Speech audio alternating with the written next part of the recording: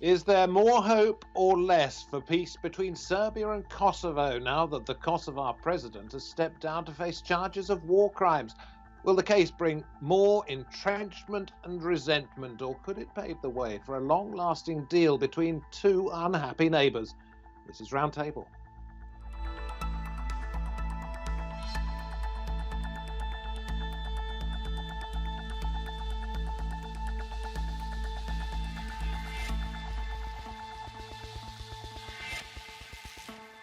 Very good to have your company. I'm David Foster. Hashim Tachi has just faced a Hague tribunal proclaiming his innocence.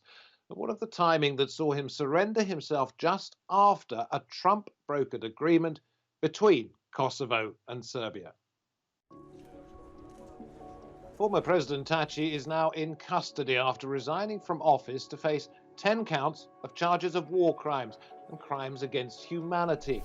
Prosecutors accuse him and other former independence fighters of being, as they put it, criminally responsible for nearly 100 murders, said to have been carried out during the war between 1998 and 99 that eventually led to Kosovo's independence from Serbia. They were allegations he rejected in court. Your Honor, the indictment is completely without basis, and I plead not guilty. The charges against Tachi were announced earlier this year, just days ahead of talks between Kosovo and Serbia at the White House. The two sides have since struck a deal on so-called economic normalization, but Serbia still refuses to recognize Kosovo's independence, and negotiations for a peace deal have failed. The concern now is that Tachi's arrest could undermine political stability in Kosovo and complicate future peace negotiations.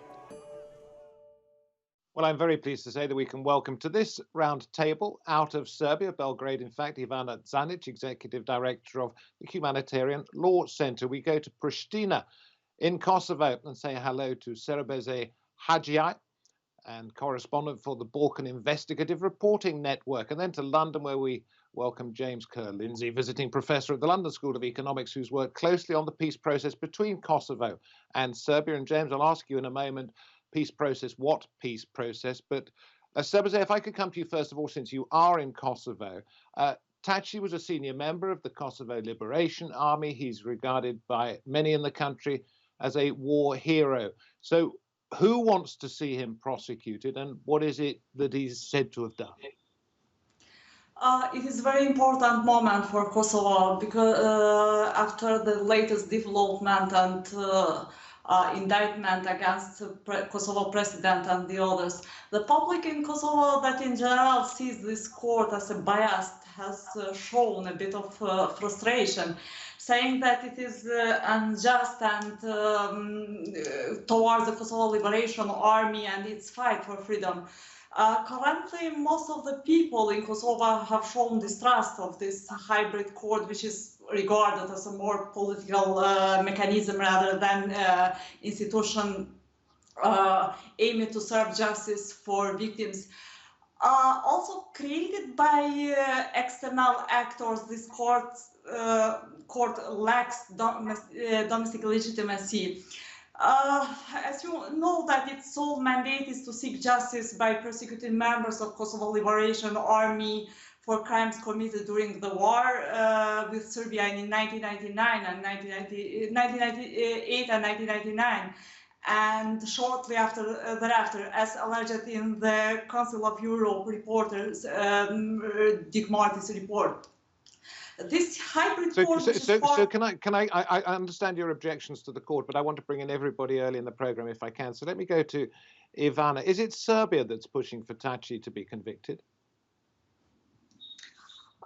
In Serbia now it is really a strange situation because it was a long period of time when we see in our public they want to see Tachi's accused before the court for crimes committed during the Kosovo conflict. But now when he is accused, there is no any reaction in Serbian public. When I say the public, I mean about the statements from official institutions.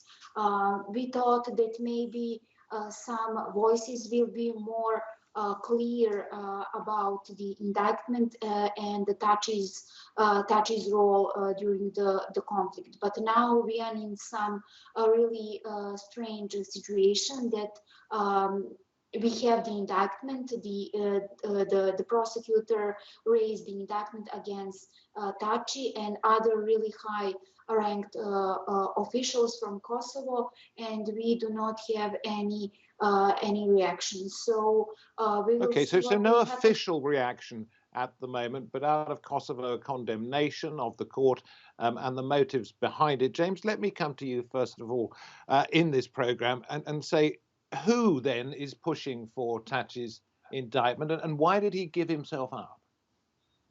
Well, I think it's very, very interesting, obviously, to hear these two reactions that you're hearing from Pristina and Belgrade. And sort of, as was noted from Pristina, there's a lot of anger in Kosovo about these indictments, that it's felt that somehow this is delegitimizing the campaign against Serbia, delegitimizing Kosovo's independence. But what's very interesting, of course, is that in Belgrade, there is very little said. And I think that's a clear reflection of the fact that many in the Serbian government, right up to President Vučić, regard Hašim Tači as the best interlocutor they have at the moment in Kosovo. They see this as somebody they can work with, and they know about his reputation.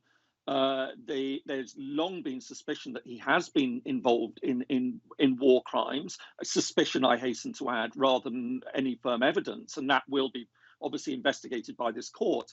But there is a sense that this is something they can work with. And in actual fact, this rather complicates matters. So yes, 20 years ago, there would have been a lot of people in Serbia demanding that Tachi was put on trial. But now they can actually see that, well, actually, this complicates efforts to try and find some sort of lasting solution. So in terms of do you want to address the idea of why he gave himself up now, or perhaps later in the program? I don't know whether it's relevant to what we're saying now, or if it'll come into the bigger political picture. Well, I think it's important to say that, you know, it's obviously there's been a lot of emphasis by the European Union on investigating and prosecuting war crimes. It's been a central plank of the European Union's activities in the whole of the Western Balkans. Remembering Croatia's path to EU accession was being interrupted because they refused to hand over suspected war criminals. Serbia has been told time and time again the same. And so there was a real danger that if then a blind eye was turned to accusations of war crimes in Kosovo, then that would have actually, you know, left the European Union open to double standards. And I think President Tachi was obviously very aware of it, that, you know, he would have been told in no uncertain terms, look, you have been indicted. And to be fair, previous Kosovo politicians who have been indicted have resigned. And so I think there was a lot of precedent, and he would have come under a lot of pressure to step down had he not decided to do so anyway. A lot of pressure. Okay. Amnesty International had this to say: the indictment brings hope for thousands of victims of the Kosovo War who waited for more than 2 decades to find out the truth about the horrific crimes committed against them and their loved ones. So silence, Ivana, from the Serbian authorities. But what about from the Serbian public for the crimes said to have been committed against the residents, the people who lived in Kosovo 20 plus years ago? Yes, there is 2 separate groups. First of all, it is Serbian officials who wanted to see Tachi accused, but there is also another group. It is family members and victims of Kosovo conflict. The Serbian perception of the ICTY was that is the court for Serbian perpetrators, not for Serbian victims. So they have a lot of expectation from the new court for specialized Kosovo chambers. So the Victims Association and victims, they now see the possibility to see and reach justice before new court. I'm trying to get an idea of where Tachi fits into the modern day Serbia-Kosovo situation. I mean, he is a former president. He's been a senior figure for a long time. But in terms of what his indictment has meant. So let me come back to you, Serbeze, and say suggestion from James that perhaps it was felt in certain quarters that he was too close to Serbia, somebody that Serbia could do a deal with, and therefore his appearance before the court and what eventually happens is not going to be regretted by everybody in Kosovo. In fact, I think the war crimes indictment against President Tachi is a watershed moment not only for Kosovo but also for the West and region as well. And no, Kosovo's president war crimes put normalization talks in a bid, and charges have complicated peace talks, which has started before. I think the timing could hardly have been more dramatic than no, because Kosovo government now is weekend is staying on shaky legs, and a political crisis here in Kosovo is only deepening. When it's come to talks, there were many rumors recently that Tachi is trying to undermine the work of court. There were unproven rumors floating around in the late summer that the specialist chapters might be abolished and war crimes amnested as part of a deal to normalize the relation between Kosovo and Serbia. This speculation was heated when Donald Trump and White House got involved in what some observers saw as an attempt by Washington to make a quick deal during the re-election campaign of President Trump. But this agreement signed at the White House with the U.S., not with each other, focused on economic issues between Kosovo and Serbia and U.S. interests, such as 5G technology. Yes, I'm going to come to that a little bit later on, if I may. Sorry to cut you off there. I'm going to come to the wider implications of this and what the deal between Serbia and Kosovo and the United States and other countries might mean. So we'll come back to that one, Serbeze, if we may. Let's go to James, and I'll ask you the question I suggested I might do at the very beginning of the program. Peace process, what peace process? Where are we? Well, absolutely. This is the big question. And in actual fact, what we've seen is that essentially Kosovo declared independence in 2008. Serbia has rejected it.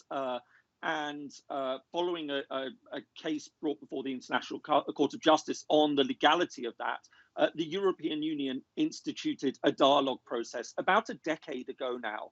And at first, this made some progress, but in recent years, it has really, really slowed down. That a lot of the agreements that reached weren't being implemented. And there's a sense that there needs to be a bigger picture deal.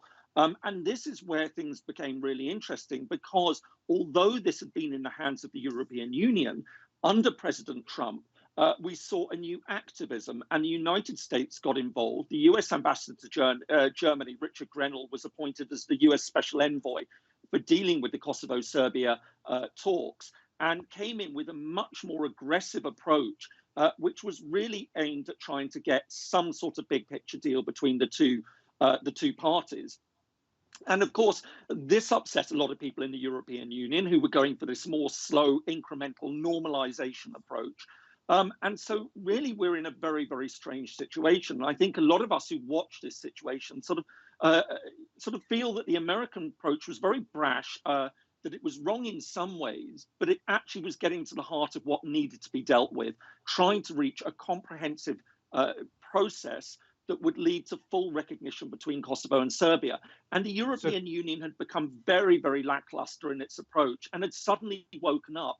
So really now that Trump has lost this election, now that we have Biden coming in, it's very, very open as to what happens next. And of course, the fact that President Tachi is no longer on the scene to be leading these talks will also be raising very, very serious questions about what happens now. So I'm wondering about something that Donald Trump said shortly after the White House deal, which was another great day for peace with the Middle East Muslim majority Kosovo and Israel have agreed to normalize ties and establish diplomatic relations. Well done. More Islamic and Arab nations will follow soon, because, of course, both Serbia and Kosovo are going to have diplomatic missions in Jerusalem. Are there wider implications for this, or was it simply a push that was different to the European Union's push, and was it something that perhaps needed to be done? Has it got wider implications?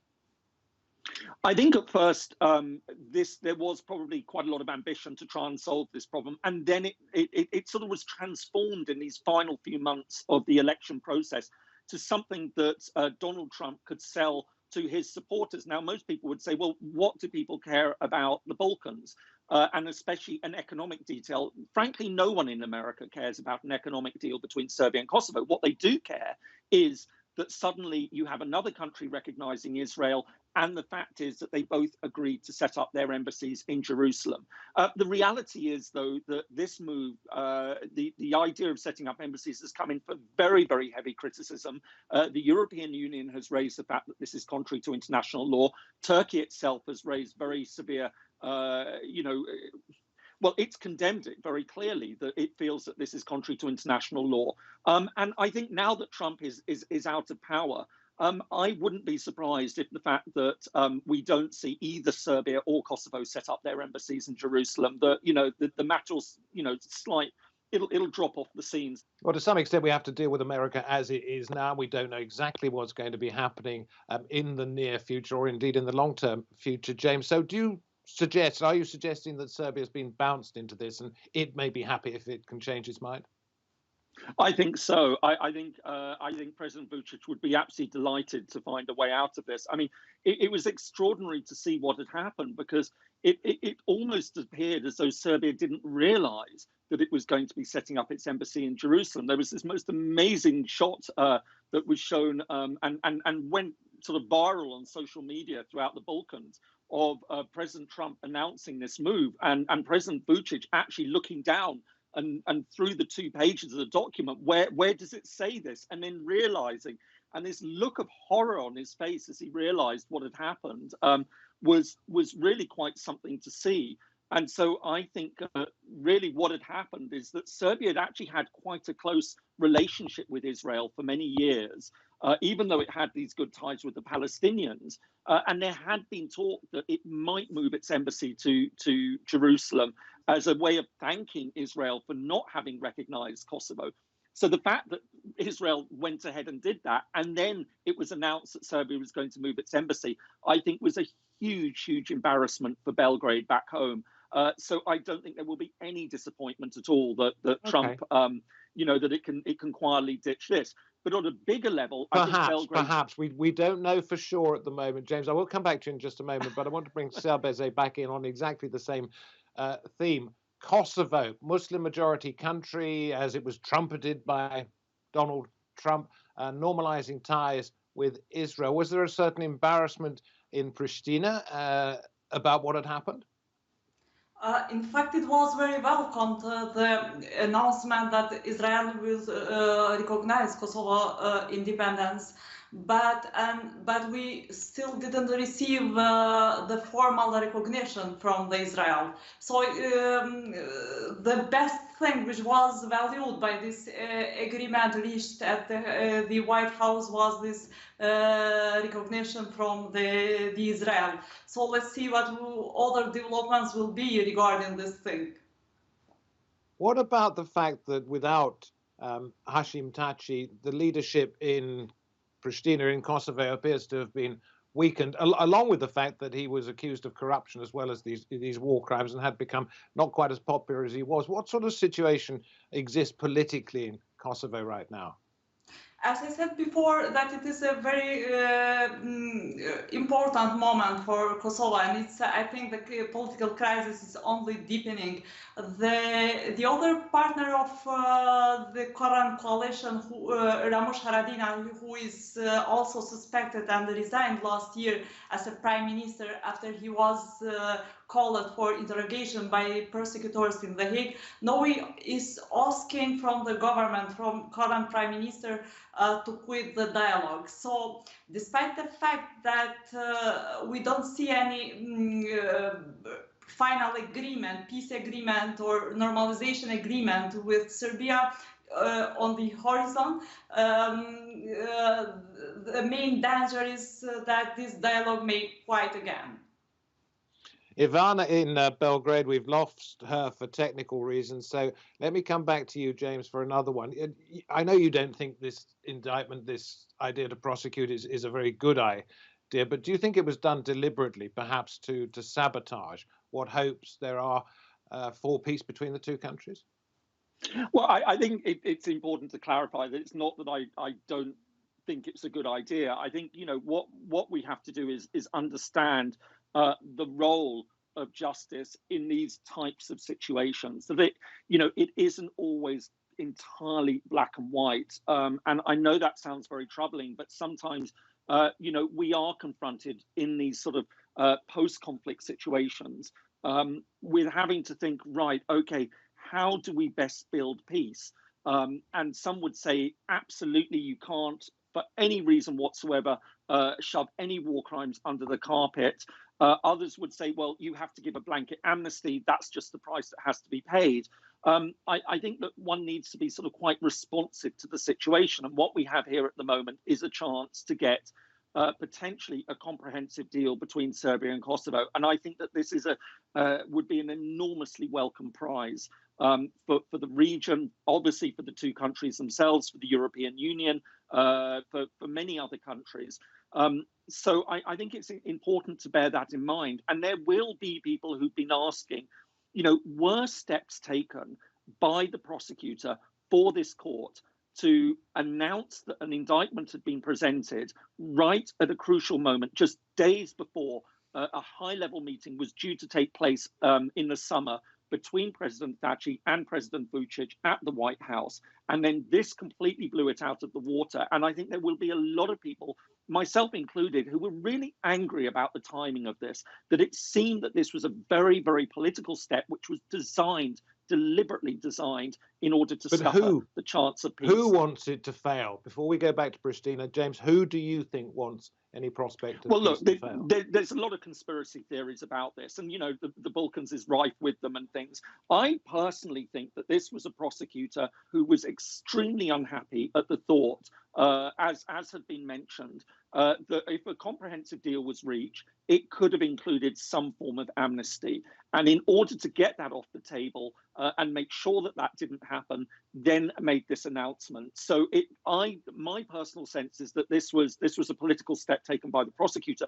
But of course, there are those who think that the European Union was extremely unhappy about the way that these talks were going. They were very concerned about what Washington might have arranged between the two presidents and the final outcome that could have been reached. And so, you know, there are those. James, I have to cut you off because we're running out of time.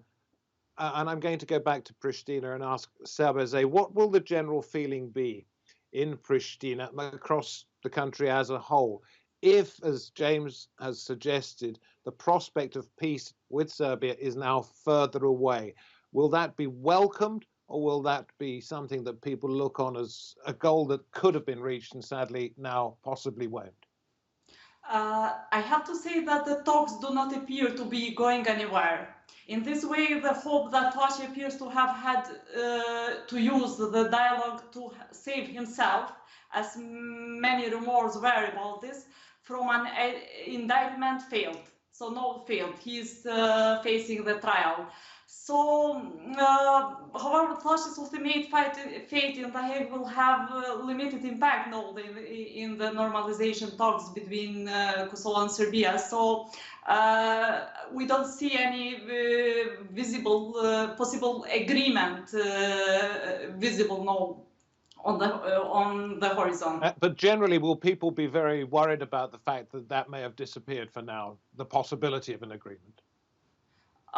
In fact, many of people didn't expect any agreement soon, despite the fact that there was a bigger hope, or during the spring when White House and President Trump got involved in the talks. No, here in Kosovo is the general sentiment that this dialogue will last for many years Okay, so it's a long process.